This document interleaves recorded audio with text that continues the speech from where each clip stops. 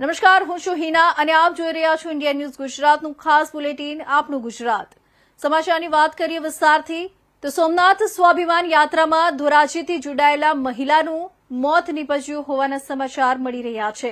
ધોરાજીની 36 નંબરની એસટી બસમાં વહેલી સવારે સોમનાથ સ્વાભિમાન યાત્રામાં ગયેલા સ્વાભિમાન યાત્રા પરિપૂર્ણ થતા પોતાની બસ રૂટ તરફ જતા રસ્તામાં પડી ગયેલા રમાબેન ચવાડિયા નામની 60 વર્ષીય મહિલા સોમનાથ યાત્રા પૂર્ણ કરી પોતાની 36 નંબરની બસ તરફ જતા રસ્તામાં પડી જતા સોમનાથ હોસ્પિટલ ખસેડવામાં આવ્યા હતા।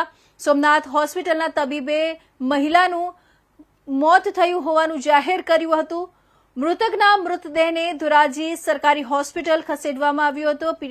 પીએમ અર્થે લઈ જવામાં આવ્યો હતો। પીએમ બાદ મોતનું સાચું કારણ સામે આવી શકે છે, બહાર આવી શકે છે।